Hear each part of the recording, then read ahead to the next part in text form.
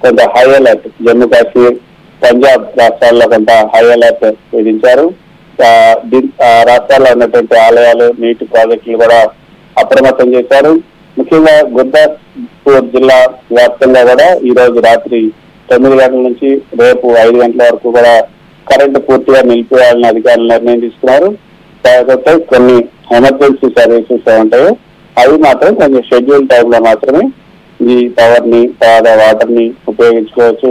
ఆసుపత్రులు అంటే తర్వాత జైళ్లు ఇతర ముఖ్యమైనటువంటి ఎస్టాబ్లిష్మెంట్స్ ఉంటాయో ల్యాబ్స్ వీటిల్లో మాత్రమే ఈ యొక్క పవర్ ని అప్పుడప్పుడు ఉపయోగించుకోవచ్చు అని మాత్రం చెప్పింది. సో ఈ యొక్క ఈ రోజు ఈ మొత్తంగా చూసుకుంటే ఈ రోజు ఈ దాడులు జరుగుతాయని కూడా ముందు అందరికీ కూడా భావించారు. దానికి సంసిద్ధంగానే భారత్ కూడా ఉంది. జమ్మూ లక్ష్యంగా ఈ యొక్క దాడుల్ని చేస్తూ ఉంది. సో పహల్గాం దాడులకు ప్రతీకారంగా ఈ యొక్క సింధూర్ ఏదైతే మనం దాడులు ఆపరేషన్ సింధూర్ పేరుతో చేసినటువంటి దాడులకు ప్రతీకారంగా ఈ దాడులకు అది పాల్పడుతున్నట్లుగా మనకు అర్థమవుతుంది. అదే దానికి సంబంధించినటువంటి ఖచ్చితంగా వీటికి బదులివ్వాలి అన్న ఉద్దేశంతో ఈ రోజు కొద్దిసేపు క్రితం ప్రధాని మోదీ నివాసంలో ఈ యొక్క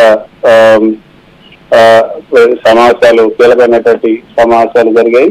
ఆ సమావేశంలో కొంత నిర్ణయాలు అయితే కొన్ని కీలకమైన నిర్ణయాలు తీసుకున్నట్లుగా తెలుస్తుంది. జమ్మూ లక్ష్యంగా ఏదైతే క్షిపణులు జమ్మూ ఎయిర్ స్ట్రిప్ ఏదైతే ఉందో జమ్మూ ఎయిర్పోర్ట్ జమ్మూ యూనివర్సిటీ కొన్ని ఎస్టాబ్లిష్మెంట్ ని లక్ష్యంగా చేసుకొని ఈ క్షిపణులు డ్రోన్లని ప్రయోగించాయి. పాక్ ప్రయోగించినటువంటి దాదాపు 8 క్షిపణులు డ్రోన్లని భారత వాయుసేన నేలవట్టం చేసింది. జమ్మూ ఎయిర్పోర్ట్ సమీపంలో ప్రధానంగా పాక్ ఆత్మాహుతి డ్రోన్ దాడులకు పాల్పడినట్టుగా తెలుస్తుంది. సర్వసన్నద్ధంగా ఉన్నటువంటి పాక్ సైన్యం అక్కడ పాక్ చేస్తున్నటువంటి ఈ దాడుల్ని తిప్పికొడుతూ ఉంది. ఉద్రిక్తతల దృష్ట్యా అస్నార్ అదేవిధంగా కిష్వార్ సాంబా సెక్టార్ లో కూడా అధికారులు పూర్తిగా ముందస్తు చర్యలన్నీ కూడా తీసుకున్నారు. ప్రజలను అప్రమత్తం చేసేందుకు జిల్లా వ్యాప్తంగా చర్యలను కూడా మోగించారు. తర్వాత ప్రజలు ఇళ్లలోనే ఉండాలని కూడా హెచ్చరికలు జారీ చేశారు. అక్కడ అన్ని నగరాల్లో కూడా బ్లాక్అవుట్ చేశారు. పౌరులపై కాల్పులు జరుపుతున్నటువంటి పాక్ రేంజర్లు అక్కడ సరిహద్దు దగ్గర పౌరులపైన కాల్పులు జరుపుతున్నట్లుగా తెలుస్తుంది.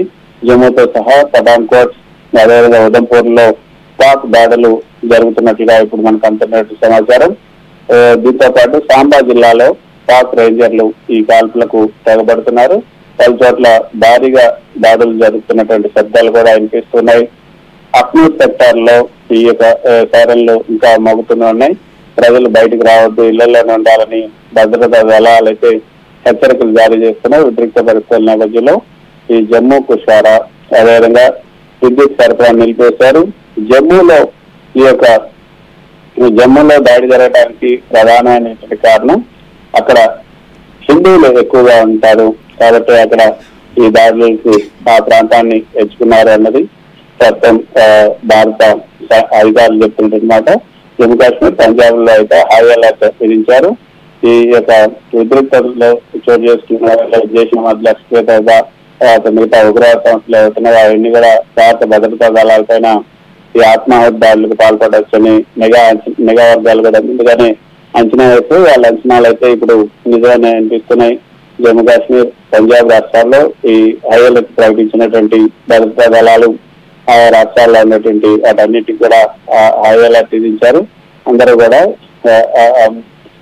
మీరు తగిన జాగ్రత్తలు అయితే సివిల్ డిఫెన్స్ డ్రిల్ లో చేశారో ఆ సివిల్ డిఫెన్స్ డ్రిల్ కు సంబంధించినటువంటి వాటన్నిటిని ఆ ప్రోటోకాల్ ని పాటించాలని కూడా అందరికీ ఈ యొక్క సమాచారం ఇస్తున్నారు.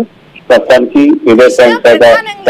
ఈ బ్లాక్అవుట్ చేసిన ప్రాంతాల్లో కానీ లేకపోతే ఈ సరిహద్దు ప్రాంతాల్లో ఉన్న సివిలియన్స్ పౌరులు ప్రజల్ని కానీ సురక్షిత ప్రాంతాలకి ఏమైనా